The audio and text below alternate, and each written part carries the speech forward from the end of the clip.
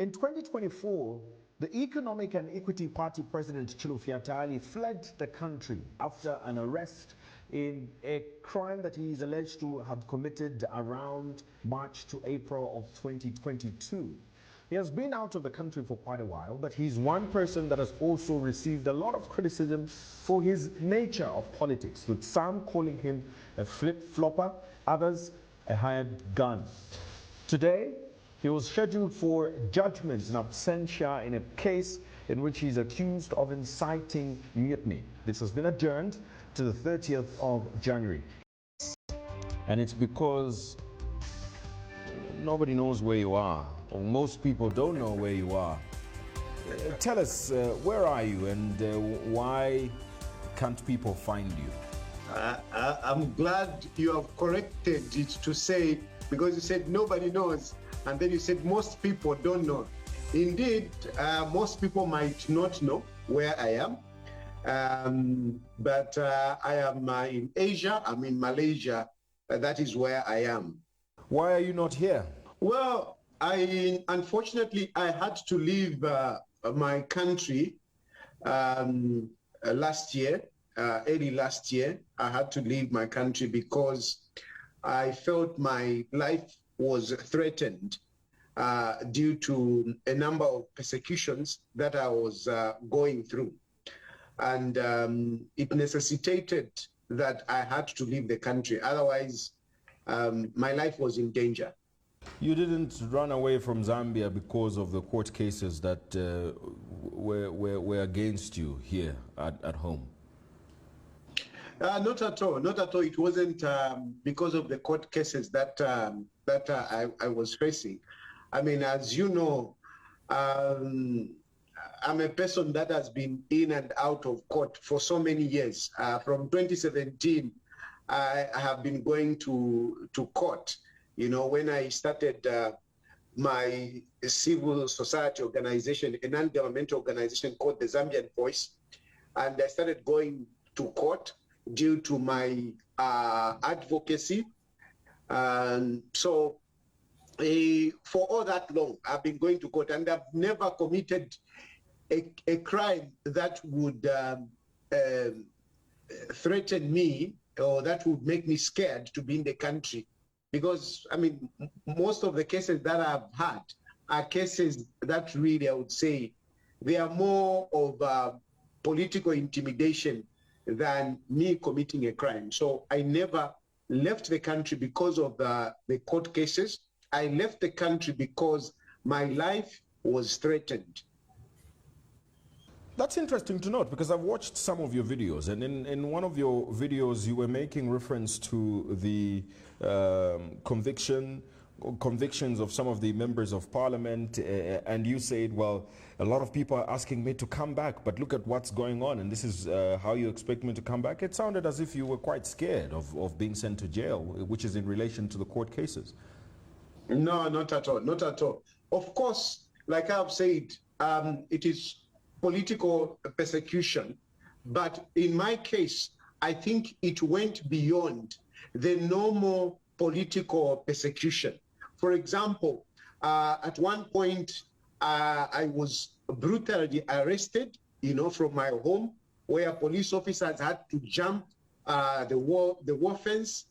They had to break the gate to access the house, and they got me in the night, you know, and carried me in a van whilst, you know, lying on the, you know, on the bed of the van with my head down, and they were stepping on me.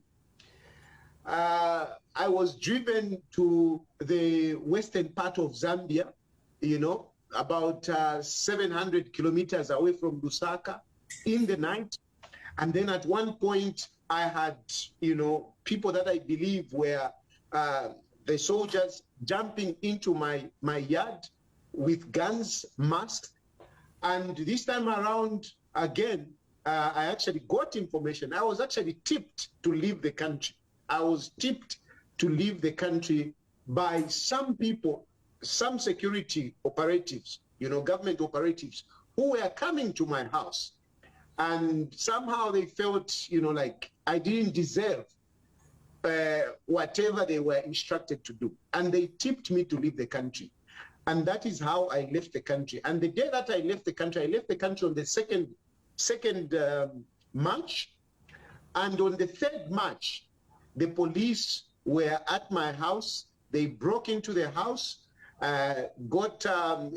compromised the security system that is there, the CCTV, the doors, shot at the dogs. We have dogs. They shot at the dogs, and later on, the family members even picked cartridges, bullet cartridges from the yard. So honestly, if you look at the intelligence that I received and what happened immediately after I left, it really confirmed to me that my life was in danger. And by the way, after I left the country, I flew into South Africa. And I can assure you that in South Africa, I was also followed. That is why I had to stay off the radar for some time, because I was moving from one country to the other, because they were still pursuing me.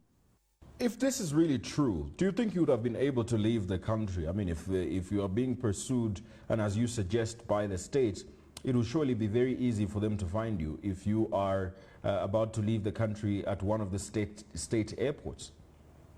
Yeah, so you see, the dichotomy of that question is that, sometimes people will not be able to get the evidence until when you are dead.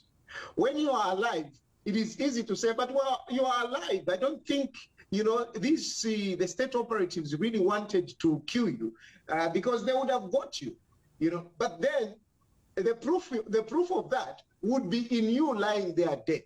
So for me, I believe, and the evidence is there to suggest, to confirm what I'm talking about, that my life was really threatened. And I thank God that I'm alive. I survived it. And I can only thank God. And I thank also the people that helped me, because really a number of people helped me to secure my safety. This issue is, according to you, just about safety. But what about the pending issues you have with the justice system of the country? Does this mean nothing to you? Well, it can't be nothing, because I'm in court. I'm in court, and I'm in court for crimes I've never committed. I'm not a criminal, and I'm in court. So it can be nothing. It is something, and it is something that we have to fight, because it is not just about me. I'm not the only one that is facing some of these politically motivated cases. So they mean something for me. They mean something for other people that are facing such trumped up charges, and of course, the democracy of our country. Let me talk about the fact that there was intention last year, and as I understand it, is in the process of you being placed on the Interpol Red Notice, which should make you one of the most wanted individuals by the Zambia police. Are you living in fear after this intention by the Zambia Police Service? Yeah, so thank you for that question, because it gives me an opportunity to highlight and some issues relating to Interpol. You see, the Zambian government did actually write to Interpol, okay, to say we are looking for this person, because by that time I was still in Africa, and I reached out to some lawyers whilst in South Africa, so that they can write to Interpol, because when the country issues that notice to say we are looking for this person, they must be able to provide a prima facie case of why they want this person. Interpol does not just say, oh, we want Chilufya Tayali, and immediately they go start looking for Chilufya Tayali.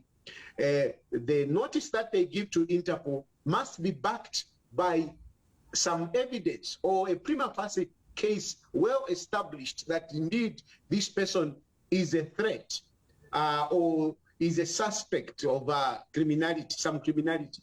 So when they put up that notice and you know about it as an individual, you can approach Interpol as well.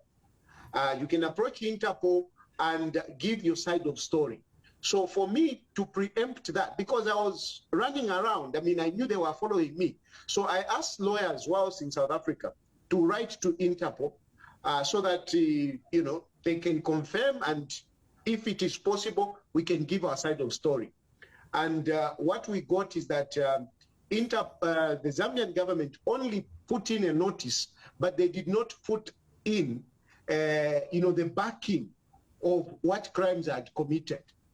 So basically, Interpol said, we can't act on this and we can't ask you to say anything because we don't have charges per se of what you have done. So until the Zambian government furnish us with some kind of evidence, then we will contact you so that you can give us your side of story. So at that point, I was somehow like safe with Interpol, and that made me to move out of South Africa to go into another country. I really moved in a few countries. I don't want to mention them because I don't want to compromise the diplomatic issues that may arise out of this interview. So I moved into different countries, and finally I ended up in Malaysia. And in Malaysia, Malaysia is actually the Interpol is headquartered in Malaysia. And here I did present myself as a person that is seeking asylum. And when you present yourself as somebody that is seeking asylum, the government and other security wings of that country, they do the investigations. Of course, they do interview you, and then they'll do the investigations. And these investigations includes Interpol and the intelligence of the country and the region. After they have looked at your case, they have done a good investigation, that is when they can either send you back or accept you as an asylum seeker. In my case, I have been cleared by the security wings, you know, locally and internationally, including Interpol. And they have successfully looked at me as somebody that needs that protection. And they have given me the asylum. This is why I'm able to talk to you now. Well, it's good that you're talking to us. There's some people that suggested you're just there illegally. I mean, you got there illegally, and you're just hiding there, and could be deported any minute if the authorities were to find you.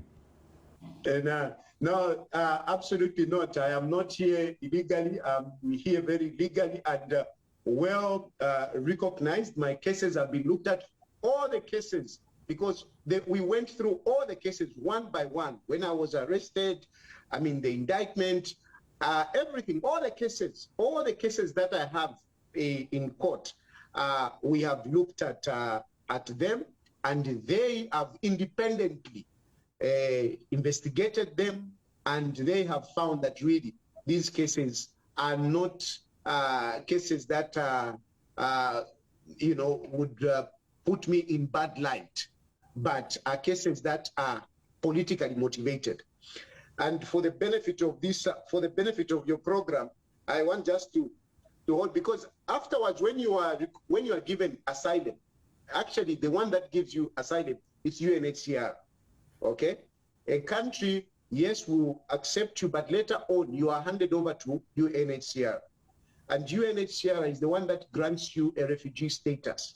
So after all the investigations are done, UNHCR comes in and gives you a status of a refugee.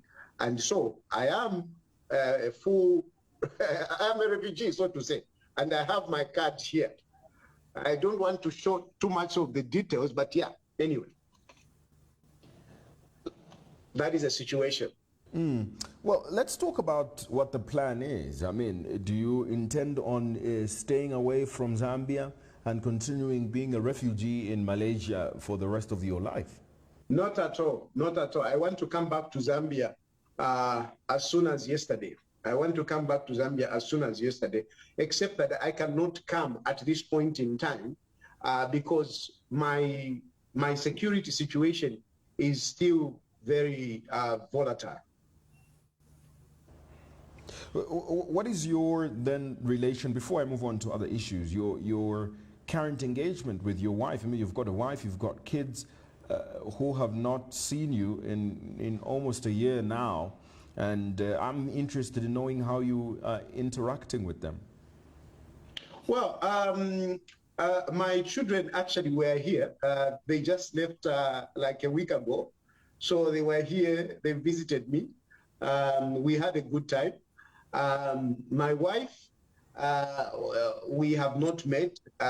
She's in Ethiopia.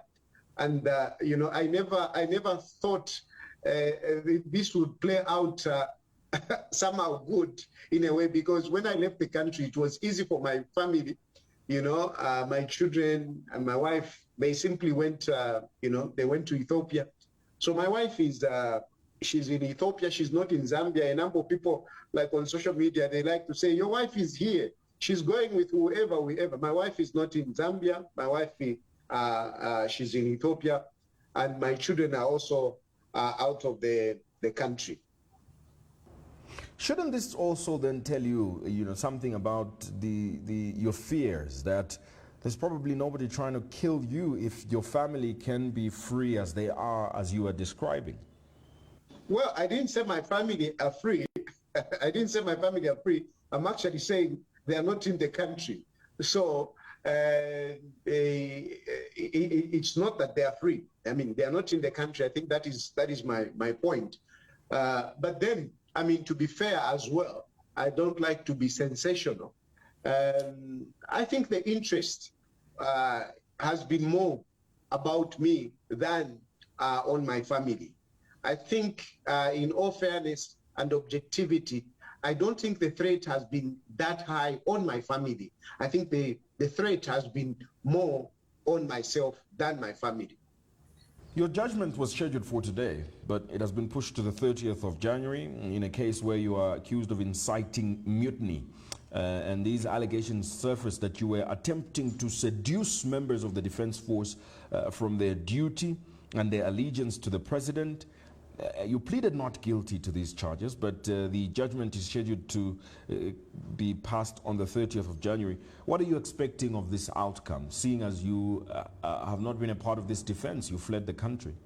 Well, I would refrain from discussing, I mean, what I expect, because that would be tampering with the independence of the judiciary. I would leave it to the judiciary and see what comes out of it. But the case itself is a malicious case. Why do I say that? Because look, how do people turn around and accuse me of inciting mutiny when I was talking about the plight of the men in uniform? And it was not anything confidential as they tried to put it. It was basically men in uniform were not paid their salaries for 3 months. They were not paid for 3 months. And the other issue was that, you know, when the UPND was in opposition, President Hakainde Hichilema did promise the men in uniform to say, when he comes into power, they will be getting the 100% allowance that they get when they are serving in foreign missions. Because, you know, there is an allowance that they get, but before, during the PF, they were getting 50% of that allowance. And President Hakainde Hichilema made a commitment that when he comes into power, they will be getting 100%.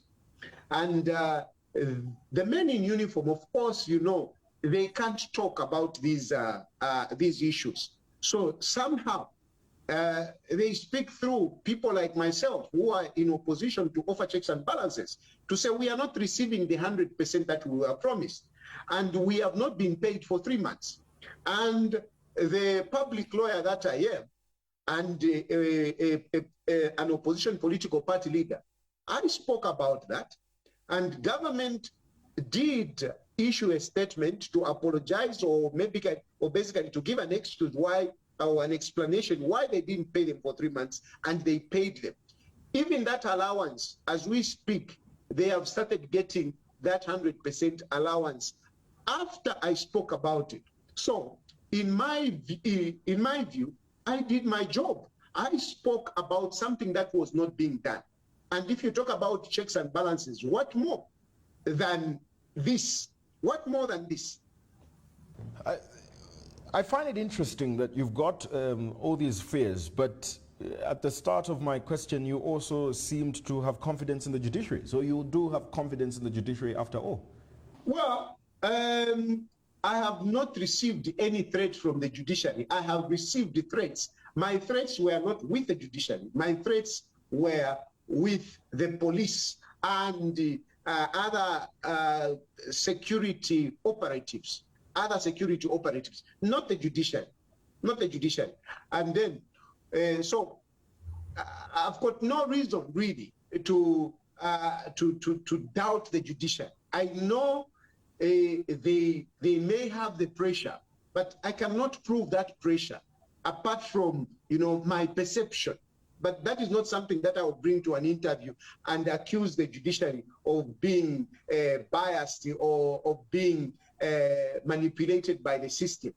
Yes, I do suspect that, but it is nothing more than suspicion. So I still hold that confidence in the judiciary, and I hope that on the 30th of January, justice will be served. Let's now talk about you and your political positions. You have been known, to be very inconsistent with your political positions on your Facebook page. Some people believe that you are a flip-flopper. You change your colors like a chameleon. Today you are red, tomorrow you're green, the next day you're blue. Very inconsistent. Are you inconsistent and a hired gun that sings praises for whoever is paying the check? Well, I think what the issue has been with our political situation is the polarization that is there. And this polarization is either when you talk, even as I'm having this interview, even yourself as you are carrying this interview, the people that are listening, they want to put you in a box. Either is he in the box of the ruling party, okay, which is the UPND, or is he PF, This is the biggest problem that we have in our country, that many times people want to look at you from either, being UPND or a sympathizer of UPND or the opposition. Now, this is a problem for many people, not just me. I mean, including yourselves. I mean, I damn on TV, at some point when you carry a story, depending on how some people perceive it, they will say they have been paid by this one, they have been paid by this one, and so on and so forth. So I think I'm not the only one. But now, so from my point of view, there are certain issues, you see, there are certain issues that on one issue, you will agree with the government to say, well, this is a good position, okay? And those who are supporting the sympathizers of the UPND, they will be very happy with you, okay? But tomorrow, the same UPND might do something that you don't agree with, and you point it out. Then they'll be like, you have changed. But I mean, we are talking about different issues. If I can give a clear example. For example, just today, there's this issue of this young man called Wiley. Okay, the opposition, were being sensational, asking, where have you taken this guy? We suspect that this guy has been killed, and so on and so forth. And from my point of view, I mean, I as much as I have issues with the UPND, I don't think they can just take a citizen in custody and kill him there, and they keep quiet. I really find that difficult to, to believe. So I did criticize them, to say, the opposition that is, to say, I think you are being too sensational. Okay, what if tomorrow this guy appears? What are you going to say? But on the other side, we have a story of Mumbipiri, who has been charged of aggravated robbery. And I don't believe that that woman has committed aggravated robbery. So just these two stories. On one story, I am not agreeing with the opposition, and those in the UPND, they are happy that, yeah, yes, you are right. This opposition, they don't think properly. But when I talk about Mumbipiri, there's some people, you Tayali, you are a flip-flop. You see? So it is about issues, looking at issues in their uniqueness and being objective. I can't just be consistent, critical or opposing the government, even when they are right. At the same time, I mean, there will be times when I will agree with the opposition, but people don't seem to get that. It's a little bit of a problem, and I don't think I will change. As long as issues are different, there is no way I can be consistently be in one line supporting PF. It's PF, it's PF. No. At the same time, I cannot be, no, it's government, it's government. No. I look at the issue. What is the issue? That is absolutely ideal and a very correct way of looking at things, except you've come online and talked about how you've been given money before. You've been, I don't know if I should use the word paid, but you've been given money before by different people. And some of these people are people that you seem to have been aligned with. Perhaps that's the reason why people believe that's where your allegiance lies, where the kwacha is. Well, first of all, I am never paid for my advocacy, never paid for my advocacy. But I am a transparent person. I'm very transparent. I want my public life, I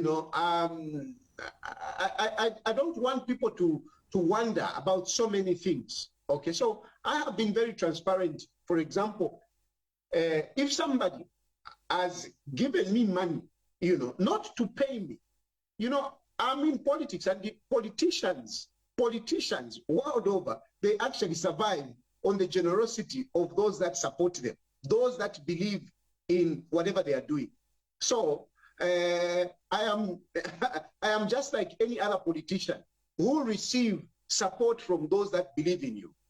The problem which is there is that some of these people, when they give you help, they take it like, they are paying you to run an agenda.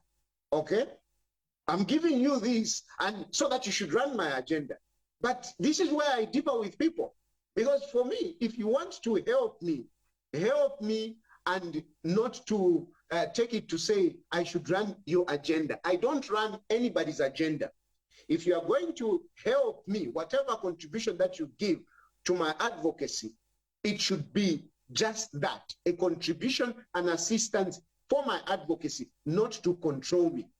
So I have never run any agenda because somebody has paid me. I actually frown upon those that tend to act as if they are controlling me because at one point they gave me resources. So me, talking about my money that people have given me, it is an act of being transparent, letting people know that this is how politicians live and this is how I live. I do receive help from people, but that help that they give me, it is not what motivates me to take whatever position. I do go against even those people that are actually giving me or helping me in any way. I'm very curious, and I hope you can be able to indulge me, but I'm very curious in knowing, I know you're a politician and you are alive to what's going on the ground. There's basically, if numbers are anything to go by, two major political parties in the country. Which one of these two political parties do you support?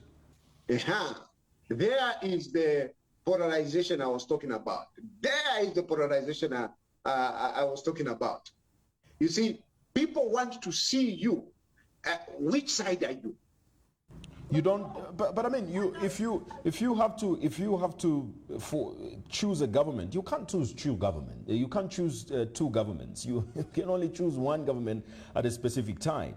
And it's either you feel that especially from a political point of view of a politician, you are a politician, and you. Is it possible for you as a politician to belong to two sides? For you to be neutral as a politician? Yeah. My brother. Here is a point that we may be missing. The point that I'm a politician, but I am not just a politician, I'm a political leader. I am a president of a political party. And that party is Economic and Equity Party, EEP. This party is an independent party. It is independent from the UPND, the ruling party. It is independent from the PF, though very fragmented at this point in time. So it is an independent party. And of course, I do sometimes align myself to either of these parties. Because you see, my party is a small political party. And to grow a small political party, you need, the big guys. You need to associate yourself with the big guys. As they say, if you want to make money, you need to be with the guys with money. If you want power, you need to be with the guys with power. So these guys, sometimes I do align myself with them if the agenda that they are running, I am agreeable to it. But if I don't agree with it, I don't align with them. And if I don't agree with it, if I need to criticize it, I even criticize it. So, and again, this is where the problem comes in, because if a UPND is running a certain agenda, and I agree with that agenda, I will support it, I will talk about it, I will advocate about that particular issue. But if on another issue, they come up with another issue which I don't agree with, I will criticize that issue, whatever it may be. So from my point of view, I want people to know that I am a political leader who runs a party, Economic and Equity Party, small as it may be. And where it is necessary, I do align with the political party depending on a particular issue, if I agree with it. If I don't agree with it, no, I will not support it. But there are also fundamental principles that govern a political party. You may disagree on specific issues that happen on a daily basis, but there are fundamental principles that inform how you align. And yes, that is not polarization. That is basically principles, aligning your principles. And you don't think that there's any that you are aligned with like that at the moment? Well, otherwise, look, we are a number of political parties and with different ideologies. And we can't say that all the ideologies that we have are different from the other party or whatever. So there will be some ideologies that I may agree with the UPND, for example, but there will be other ideologies which I may not agree with, or in this case, maybe policies which I may not agree with. So in those policies where I agree with the party, I will go with them. But where I don't agree with them, I will not go with them. Equally with the other political parties. So yes, they are fundamental principles. And those fundamental principles, there might be 3 fundamental principles. And 2 of those fundamental principles, you don't agree with them. But you agree with one. So you go along with them on that particular fundamental principle that you agree with them, whilst leaving out the other political parties, which actually defines the separation between yourselves and the other political parties. Let's talk about your political future. What does this look like? You say that you've got a political party that you're running, an independent political party, but majority of the times when you are talking about national issues, you're talking about different political parties and not your political party. Have you abandoned this project, especially now that you are in self-imposed exile? Well, like I've said earlier in the program, that I am a leader of Economic and Equity Party, and I still remain as such. But like I've also said that, you know, when you are on this journey, this political journey can be a long one. To those who are lucky, you know, it can be shorter. Because when you form a political party, the goal of a political party is to be in government and run government according to your ideologies. So that plan is still with me. I still desire to run for presidency and be the Republican president of Zambia, and you know, implement my ideologies. But for me to reach there, it is a long journey. I need the support of others. I need the support of others. I also need to learn from others. So my strategy at the moment, I'm at the time where I want to learn from others. I want to learn from others. I also want the help that I can get from others. So this is why I am like, you know, a person that is trying to go up and, you know, holding on to the ropes that is, the rope that is already there. Okay, I don't have my own rope, but I am holding on to this rope, you know, as I am, you know, trying to traverse through the rough patches of political journey.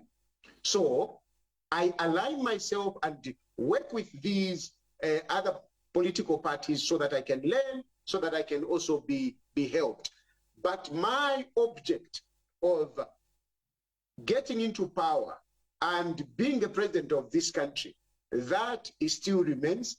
It may take a few more years, but I'm still, I am on course. I am on course. From the time that I started politics and where I am, I feel comfortable that I am progressing quite well, including being in exile. This is also another experience.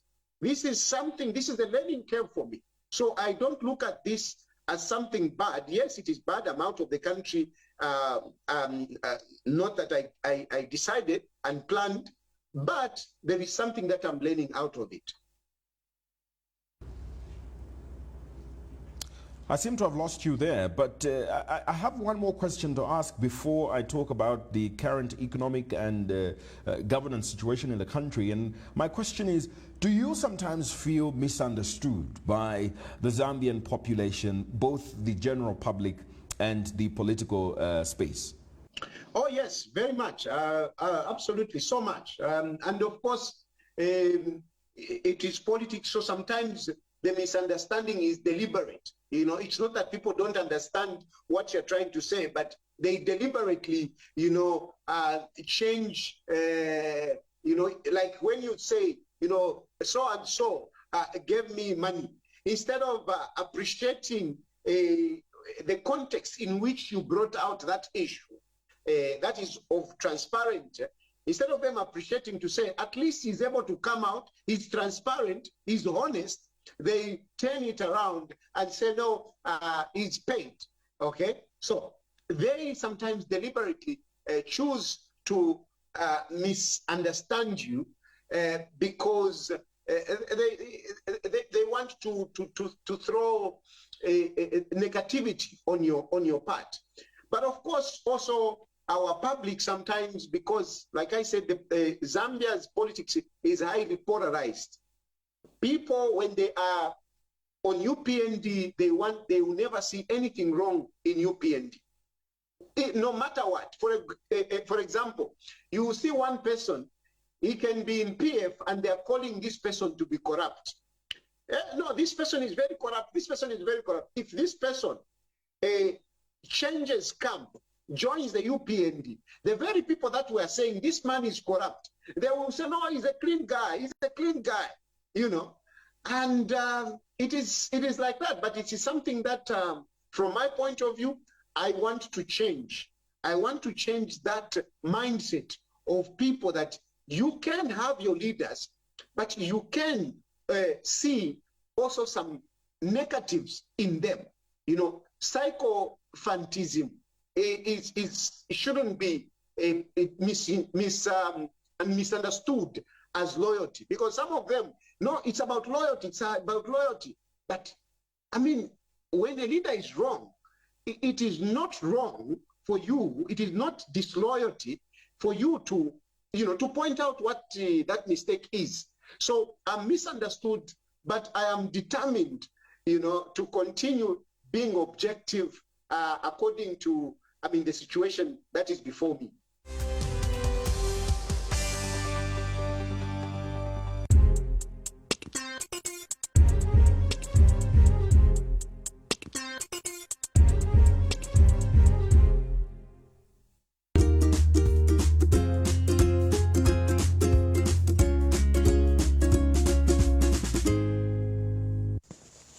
I observe more than I speak out. Emisula-san.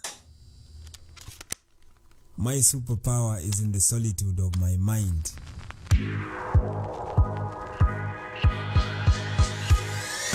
I only speak out when I have something important to say, Waishu.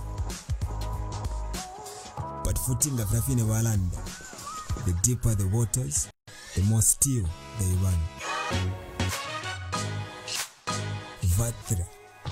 Hydrate. Celebrate.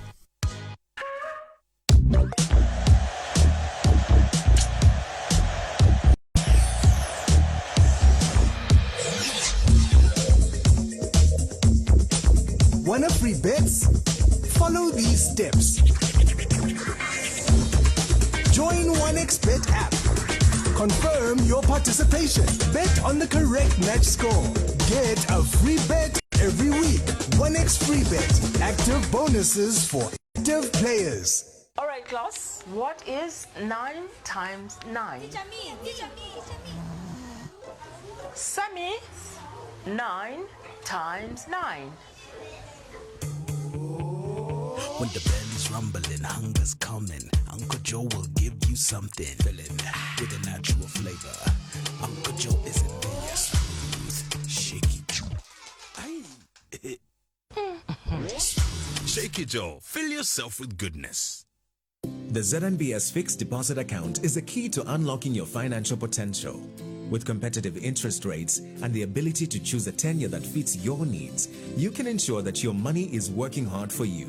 Whether you're saving for a rainy day, a dream vacation, or even retirement, the fixed deposit account guarantees that your money will grow at a steady rate, giving you peace of mind and security for your future. Open a fixed deposit account and watch your savings flourish. Take control of your financial future today. Terms and conditions apply. For more details, visit your nearest branch. Follow us on Facebook or email customerservice@znbs.co.zm. It's possible to buy, build, and renovate your dream home with ZNBS.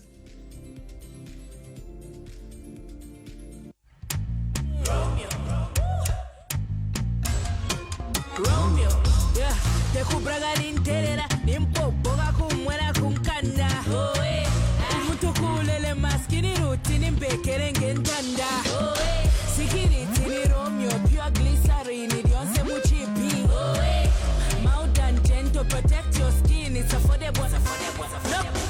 No crack pankanda na Romeo, nitela skin tone na Romeo, but soft and tender na Romeo, shamona po glycerine better than Romeo. Copala queen Romeo, I'm a bit of pew queen Romeo, Zaven Romeo, Fenta no Fenta.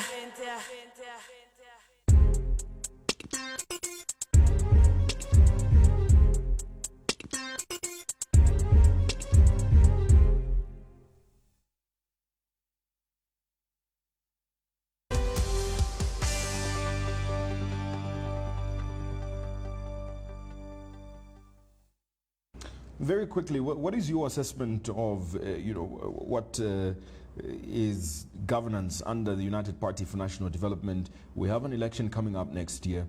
What is your assessment of the UPND, but what is also your assessment of those that are opposing them back home? Well, at the moment, I think, unfortunately, the UPND have not done very well. I mean, and of course, you judge them based on what they were promising. That is what you judge them from. And on that scorecard, really, the UPND have not fared very well.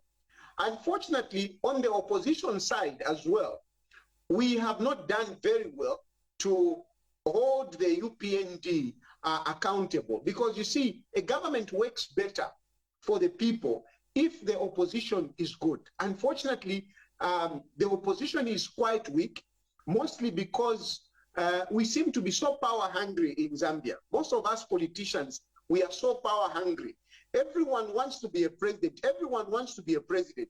So we preoccupy our minds in trying to be a president, other than looking at issues. Instead of looking at what is this government doing, what is it that we should be able to talk about, we are busy, trying to form alliances so that we can remove Hakainde Hichilema. But what are we offering as an alternative? You rarely hear of issues that the opposition are trying to bring on the table, other than saying, Hakainde Hichilema should go, Hakainde Hichilema should go. But really, should that be the objective, or changing the lives of the Zambian people? And this is where I seem to have a problem, and I am seen to be like a rebel or against the opposition. And some people say, what kind of a opposition who attacks your fellow opposition?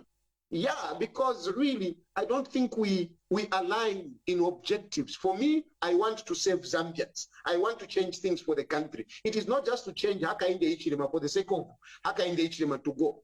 Who do you bring in? What is he offering? That is my issue. Thanks a lot for talking to us on this edition of This Day, and we appreciate you engaging us today.